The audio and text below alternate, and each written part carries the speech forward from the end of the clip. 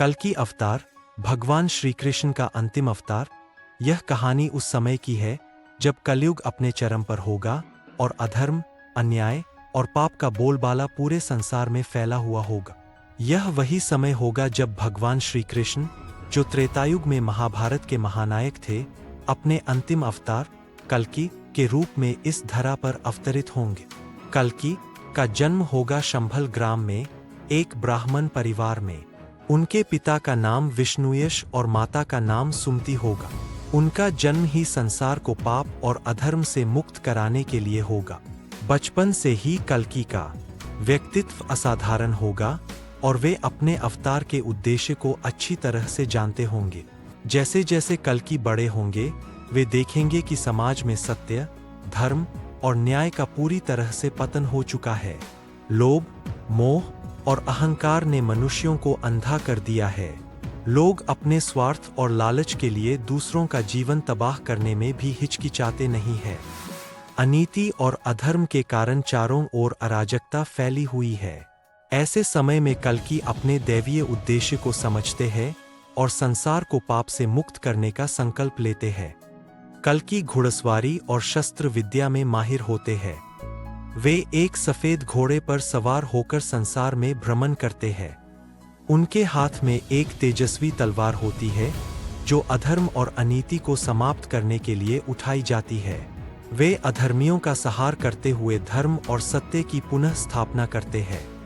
कल्कि के युद्ध का पहला चरण तब होता है जब वे उन अधर्मी शासकों और दुष्ट व्यक्तियों को समाप्त करते हैं जिन्होंने समाज को भ्रष्ट कर रखा है। उनके आगमन से अधर्मियों के बीच भय का माहौल पैदा हो जाता है। धीरे धीरे वे उन सभी ताकतों का नाश करते हैं जो धर्म के मार्ग में बाधा उत्पन्न कर रही थी। भगवान कल्कि का यह अवतार सिर्फ एक योद्धा का अवतार नहीं है, बल्कि वे एक शिक्षक और मार्गदर्शक भी है। वे उन लोगों को धर्म का मार्ग दिखाते हैं जो भटक चुके हैं। वे बताते हैं कि धर्म क्या है और जीवन में सत्य, न्याय और प्रेम का महत्व क्या है। उनके उपदेशों से लोग अपने जीवन को सुधारते हैं और धर्म की राह पर चलने लगते हैं। अंत में कल्कि का सबसे बड़ा युद्ध उस महादानव से होता है जो कलयुग के पापों का प्रतीक है। इस युद्ध में कल्कि ने अपनी दिव्य शक्ति और ज्ञान का प्रयोग करते हुए उसे समाप्त कर दिए।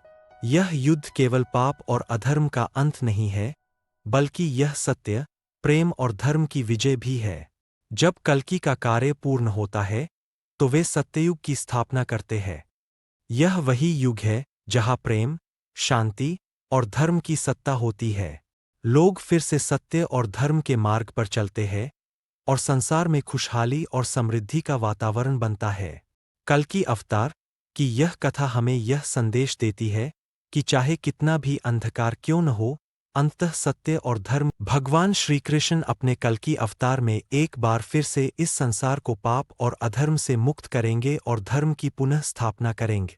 यह कहानी एक प्रेरणा है कि हमें हमेशा सत्य और धर्म के मार्ग पर चलना चाहिए, चाहे परिस्थितियां कैसी भी हो। अंत में सत्य और धर्म की ही जीत होती है।